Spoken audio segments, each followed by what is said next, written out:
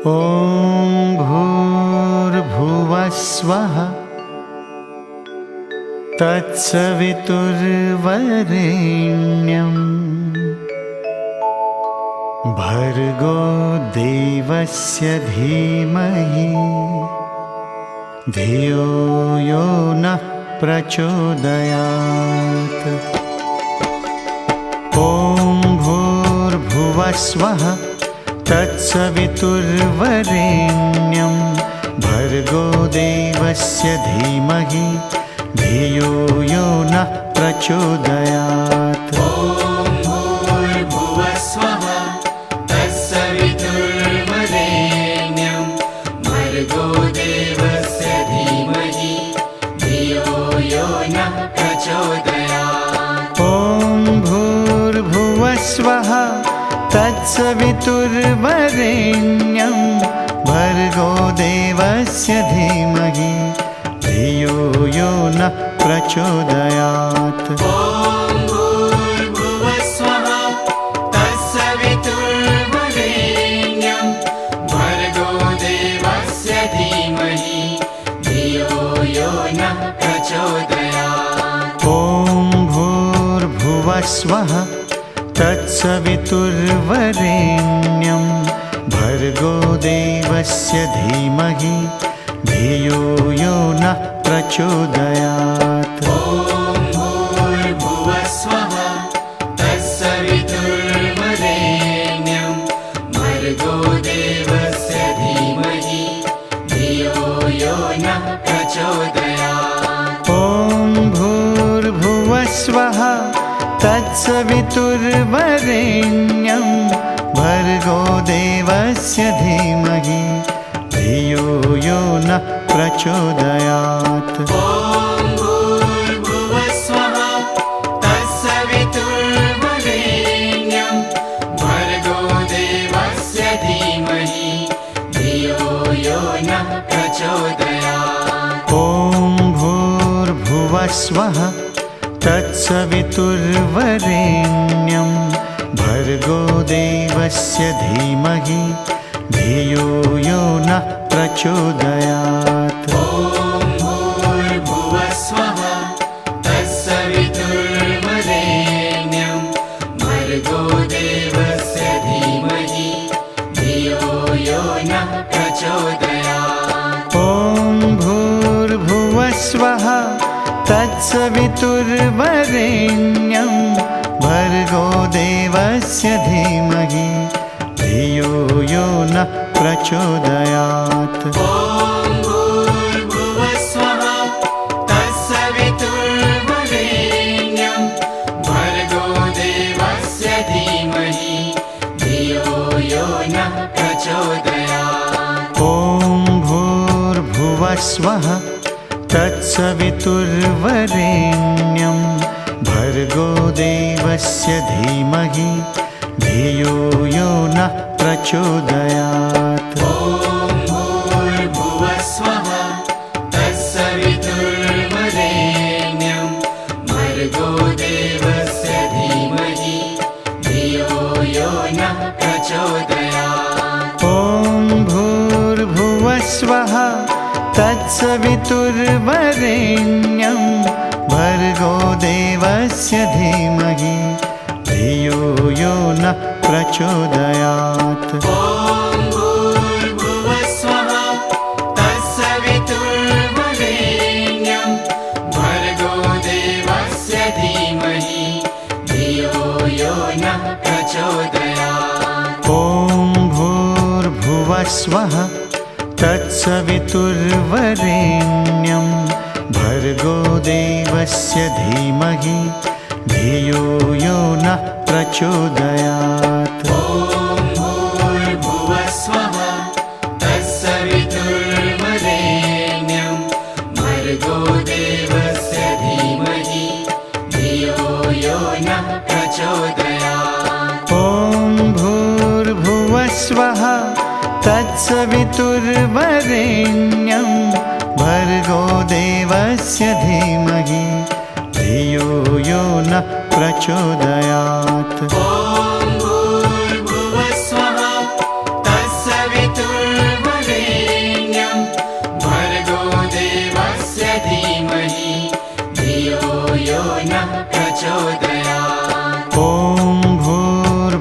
भुवस्वः तत्सवितुर्वरेण्यं भर्गो देवस्य धीमहि धियो यो नः प्रचोदयात्। ॐ भूर्भुवस्वः तत्सवितुर्वरेण्यं भर्गो देवस्य धीमहि धियो यो नः प्रचोदयात्। ॐ भूर्भुवस्वः तत्सवितुर्वरेण्यं भर्गो देवस्य धीमहि। पुढचं आत्मनः श्रद्धस्मृती पुराणोदानी हे यज्ञयोतादिशितभावना अवतान्तिवारोधोऽसि विश्वमिन् वेजामहे सोमनस दिवान इत्यक्षतैः असम्मुखो भव विदध्यात्मा कौपिनार्थं वरदो भव। ॐ अग्निम्बरसमोहनम् अग्निम्बरसमोहनम् इति मन्त्रेण क्षयेत यो देवस्सविदास्माकं यो यज्ञोपवीतं परमं पवित्राय नमः। दामोदराय नमः संकर्षणाय नमः वासुदेवाय नमः प्रद्युम्नाय स्वाहा प्रजापतय इदं नमः। ततः आत्मनो कृतो भूमिं प्रोक्ष अग्नये पवमानाय स्वाहा अग्नये पवमानाय इदं नमः प्रजापतये स्वाहा प्रजापतय इदं नमः। स्वाञ्जलिदिकं शिष्याञ्जलिवदनं कुमाराञ्जलिनिर्चारयेत अंजलिम आपूर्य स्वस्याञ्जलिमन्येन पूरयित्वा ओम तत्सवितुरित्यस्य श्यामाश्वसविता तृष्टुभ अवक्षारणे विनियोगः बरोबर देवस्य भोजनं देष्टम् वेद ओम देवस्य तमास सवितो प्रसवेषु बाहुभ्यां सवितृवृणीमहे वयं देवस्य भोजनं श्रेष्ठं सर्वधातमन्तुरं भगस्य धीमहि ओम अग्निराचार्यस्तवा शर्मन्न अथ आचार्यो ब्रह्मचारिणारेष ते ब्रह्मचारी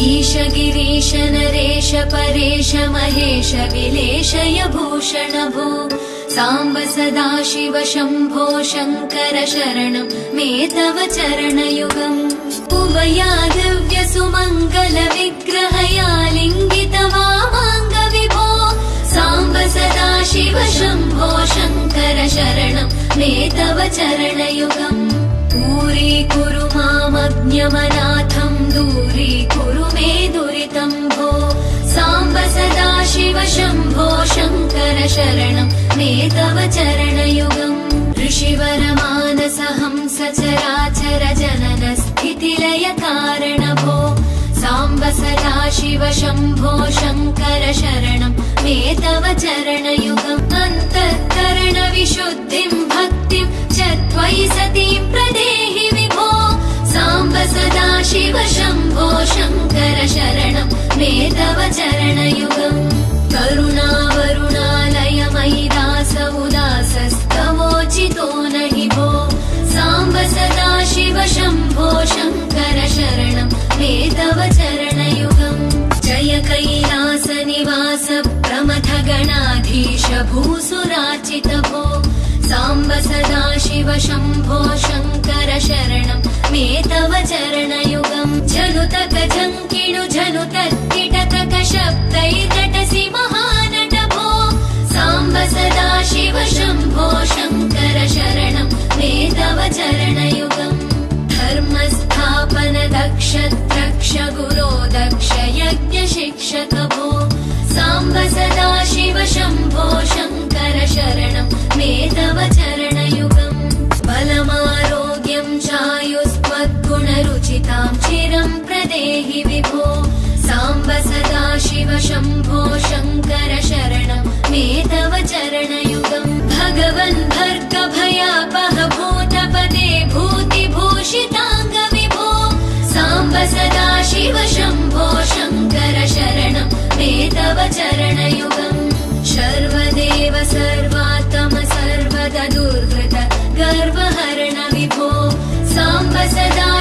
शम्भो शङ्कर शरणं मे तव चरणयुगम् सत्यं ज्ञानमनन्तं ब्रह्मेत्येतल्लक्षणलक्षितभो साम्ब सदा शिव शम्भो शङ्कर शरणं मे तव चरणयुगम् हा हा हू हू मुखसुरगायक गीता वदानपद्य विभो साम्ब सदा शिव शम्भो शङ्कर शरणं मे तव चरणयुगम् शिवाय नमः शिवाय नमः शिवाय नमः नमः शिवाय शिवाय नमः शिवाय नमः शिवाय नमः नमः शिवाय शिवाय नमः शिवाय नमः शिवाय नमः नमः शिवाय शिवाय नमः शिवाय नमः शिवाय नमः नमः शिवाय शिवाय नमः शिवाय नमः शिवाय नमः नमः शिवाय शिवाय नमः शिवाय नमः शिवाय नमः नमः शिवाय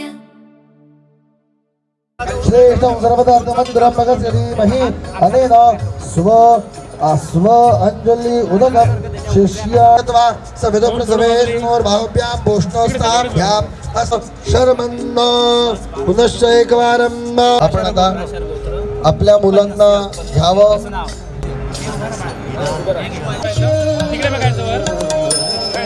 परमात्मा परेषु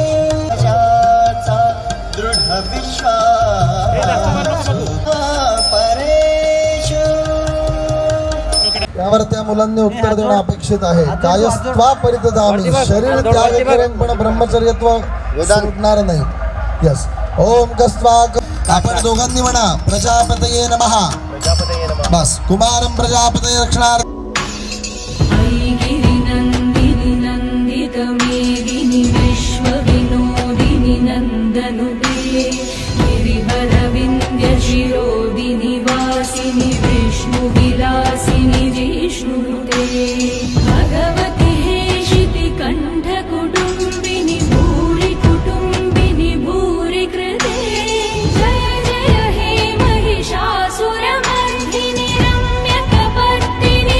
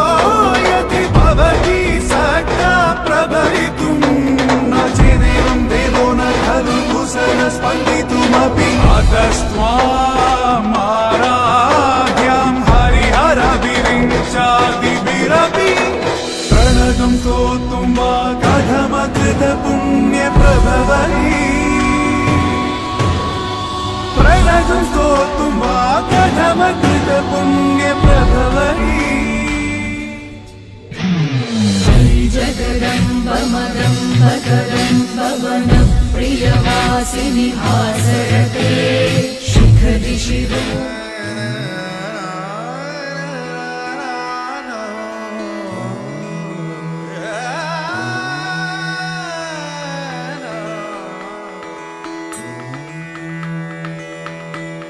मन मंदिरा ते जाने ओ मन मंदिरा ते जाने उजळून घे साधका मन मंदिरा ते जाने उजळून घे साधका संवेदना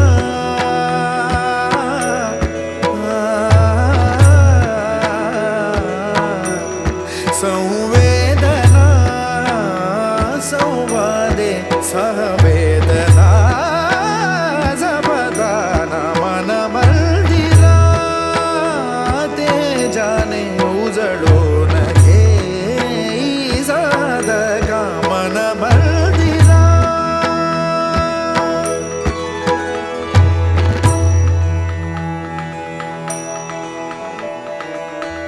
तळहाताच्या रेषानी सहज सुखा का भोगी कोणी तळहाताच्या रेषानी सहज सुखा का भोगी कोणी स्वयं प्रकाशी तू तारा चैतन्याचा गाभारा भर पंखातून स्वप्न उद्याचे झेप घेरे पाखरा उजळून घे साधका मन मंदिरा ते जाने उजळून घे साधका मन मंदिरा मन मंदिरा मन मंदिरा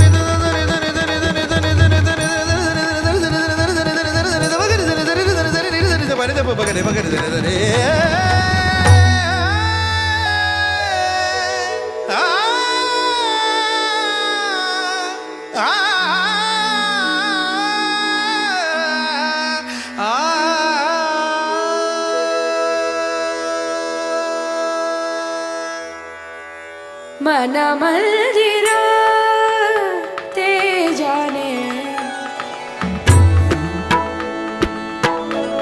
मन मंदिरा ते जाने उजळून घे साधका मन मंदिरा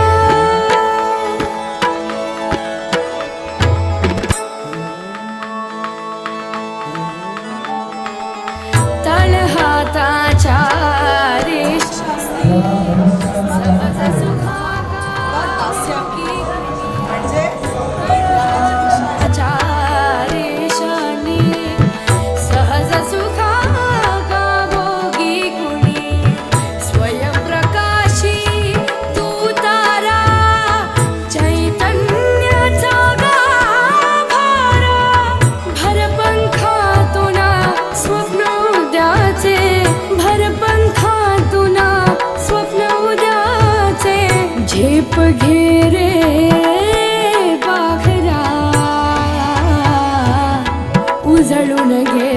साधका मन मंदिरा ते जाने उजळो नगे साधका मन मंदिरा मन मंदिरा मन मंदिरा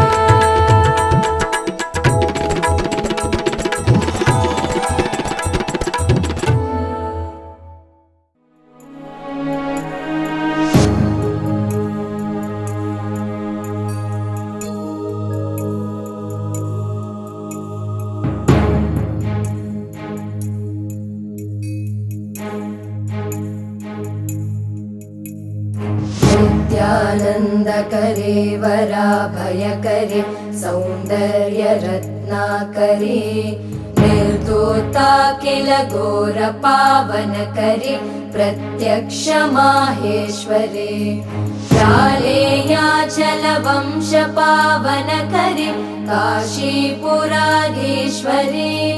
भिक्षां देहि कृपावलम्बनकरे मातान्नपूर्णेश्वरी नानारत्नविचित्रभूषणकरि हेमाम्बराडम्बरी मुक्ताहारविलम्बमानविलसन् कक्षोजकुम्भान्तरे काश्मीरागरुवासिता रुचिकरि काशीपुराधीश्वरी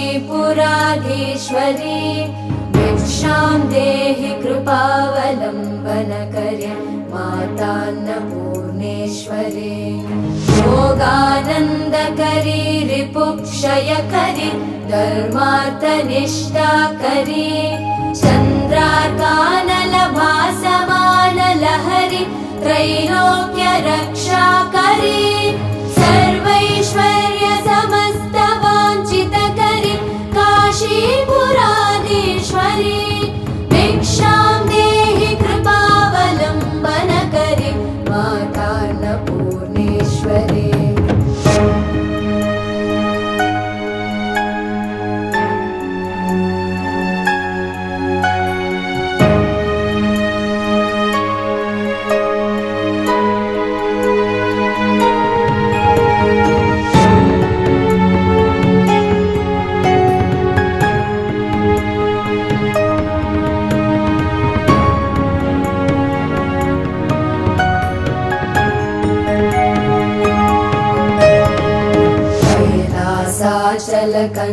कैलासाचलकन्दरालयकरे गौरी उमाशङ्करी कौमारी निगमार्तगोचरकरे ओङ्कारबीजाक्षरी मोक्षद्वारकवाटपाटनकरि काशीपुराधीश्वरी भिक्षां देहि कृपावलम्बनकरि मातान्नपूर्णेश्वरी दृश्यादृश्यविभूतिवाहनकरि ब्रह्माण्डभाण्डोदरी लीलानाटकसूत्रकेलनकरि विज्ञानदीपाङ्कुरे श्रीविश्वेशमन प्रसादनकरि काशीपुराधीश्वरी भिक्षां देहि कृपावलम्बनकरि मातान्नपूर्णेश्वरी पूर्वी सर्वजनेश्वरी भगवती मातान्नपूर्णेश्वरी वेणी नीलसमानकुन्तलधरि नित्यान्नदानेश्वरी साक्षान्मोक्षकरी सदा शुभकरी काशीपुराधीश्वरी भिक्षां देहि कृपावलम्बनकरि मातान्नपूर्णेश्वरी